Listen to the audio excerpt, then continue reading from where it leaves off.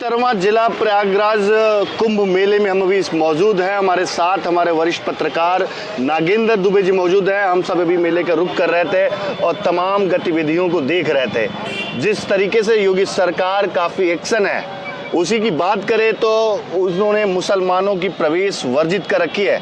तो क्या कुछ मेले से आस लगाई जा रही है, क्या कुछ कहना चाहिएगा आपको?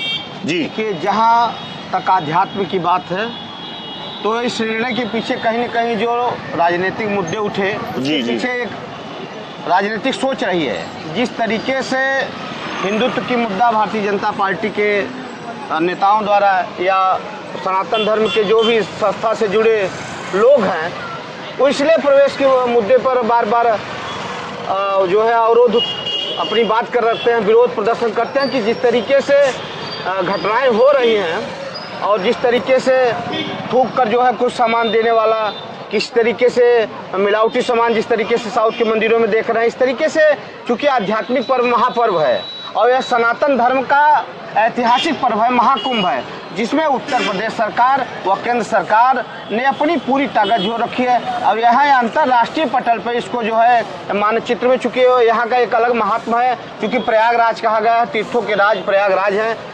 जितने भी भारतीय संस्कृति सभ्यता में सनातन में जितने भी तीर्थ हैं उनका यह महत्वपूर्ण स्थान इनको प्रयागराज माना गया है। इसलिए कहा गया कि बट विश्वास अचल निज धर्मा। अभी योगी सरकार का एक निर्णय भी आया जो इनको अलग जिला घोषित कर दिया गया है कुंभ मेला को लेकर। कुंभ मेला को लेकर चूंकि एक इसकी क्या प्रायोजना है? इसके विकास को लेकर इतने लंबे पैमाने पर यहाँ आम जनमानस का समागम होने वाला है, गंगा जमुना सरस्वती का संगम है। यह अलौकिक एक जिला इसलिए बनाया जा रहा है कि इसकी अलग व्यवस्था दी जा सके। विपक्ष हमेशा सवाल भी उठाती रहती है कि यहाँ पे घोटाला होता है। आरोप नंद गोपाल नंदी के पत्नी अभिलाषा गुप्ता पे भी लगे थे कि उनके मेयर रहते हुए ये सब सारे महकमे हुए। जो चीज़ विरोध विपक्ष का हो उसका हमारे पास कोई जवाब नहीं है। उनके पास अपने निजी कुछ भाव तो होंगे आपके ना? नहीं, भाव हमारे यहाँ भाई विकास के कार्य होंगे। सरकार का इतना बड़ा बजट जो है खर्च हो रहा है, फंड खर्च हो रहा है, विकास में तो तमाम चीज़ें आएंगी, कहीं कम होंगे कहीं ज़्यादा होंगे। तो विपक्ष के पास अपना एक अलग एजेंडा है कि इन सब मुद्दों पे अपना सरकार को घेरे, चूंकि विपक्ष में है तो घेर सकते हैं। रोटियां सेके, ये कह सकते हैं, राजनीतिक रोटियां सेक सकता है, बिल्कुल सही कह रहे हैं। एक अलग विषय है। लेकिन जहाँ तक यह बात है कि नए जिले के रूप में इसको विकसित कर दिया गया, चूँकि इतनी भारी संख्या में यहाँ समागम होने वाला है, जो कि पहले ही कह सकता है जिस तरीके से अंतर्राष्ट्रीय पटल पर देश विदेश से श्रद्धालुओं का आने का जो तांता लगेगा, उनकी व्यवस्थाओं उनको किसी प्रकार की समस्या न हो, इसलिए सरकार जो है इस विषय पर गंभीर होते हुए इस अलग जिले का रूप देके। और चूंकि अभी हम पिछले कुछ दिनों पहले एक संत का हम वक्तव्य सुन रहे थे, तो उन्होंने इस कुंभ की जानकारी भी दी कि कुंभ क्या होता है। तो उनसे हमने जाना कुछ कि कुंभ होता क्या है। तो इस बार का कुंभ जो है बहुत ही खास है, बहुत ही अलग है। अलग क्या है?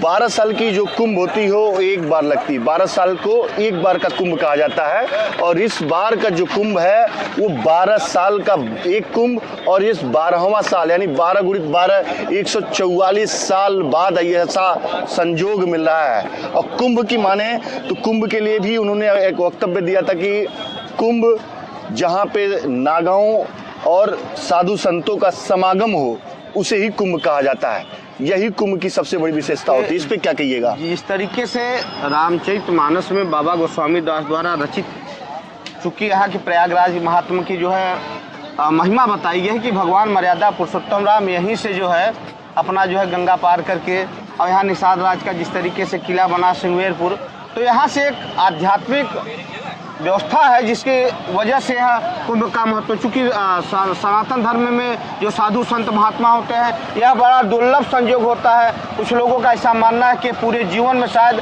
ऐसा दुर्लभ क्षण किसी को मिलता है जो कुंभ में स्नान करने का महत्व मिलता है, पुण्य मिलता है। तो इसलिए जितने भी आने वाले श्रद्धालु हैं कुंभ में, हर व्यक्ति की यह जो है आशा होती है कि उस दिन भी हम माँ गंगा के इस पावन तट धरा पर गंग सकल मुद मंगल मूला, सब सुख करण हरण सब सूला, सारे पापों कष्ट को हरने वाली गंगा माँ के इस त्रिवेणी पावन तट पर माँ जमुना के सरस्वती जो संतों का समागम होता है, जो उनके द्वारा अनर्वत कथा का विस्तार किया जाता है, वह सरस्वती का साक्षात रूप होता है। किसी ने कहा कि सरस्वती तो दिखाई नहीं पड़ती, तो दिखाई यही है कि जो संतों का समागम होता है उनके द्वारा जो आध्यात्मिक ज्ञान दिया जाता है, यह साक्षात सरस्वती रूपी कथा के अमृत रूप में बहती हैं, जो सरस्वती साक्षात रूप से देखी जाती है। स्पष्ट रूप से गंगा जमुना सरस्वती की, चूँकि अक्षय वट है, इस तरीके से यहाँ सरस्वती कूप भी बना हुआ है। तो अक्षय वट को भी लेकर जिस तरीके से सरकार ने यहाँ के जो मंदिर हैं हनुमान जी के, जो विख्यात मंदिर है, इनको कॉरिडोर के लेकर, तो कहीं न कहीं एक हर व्यक्ति के लिए एक आध्यात्मिक और कौतूहल का विषय बना है कि कहीं न कहीं इस बार हम भी इस महाकुंभ में अपनी डुबकी लगाएं और आस्था के पर्व पर अपने को कृतज्ञ करें। बिल्कुल, यहाँ की तैयारियां भी हम लोग अभी देख रहे थे। फिलहाल बहुत तेज़ी से यहाँ की कार्य भी चल रहे हैं और यहाँ तमाम अखाड़ों के कैंपस और तमाम कथावाचक के स्टॉल लगाए जा रहे हैं, कथा पंडाल बनाए जा रहे हैं और यहाँ की तैयारी भी बहुत ही भव्य रूप ले चुकी है। अभी पूरी तैयारी भी अभी हो नहीं पाई है, लेकिन जितनी भी तैयारी हुई है बहुत तेज़ी से कार्य चल रहे हैं। तमाम इस मेले को लेकर जानकारी हम आपको देंगे अपने खास रिपोर्ट में, और उसके बाद मैं आपको बताने वाला हूं कि ये कुंभ कुछ अद्भुत होने वाला है। क्या कुछ होगा आपको आगे बताएंगे। अभी के लिए धन्यवाद।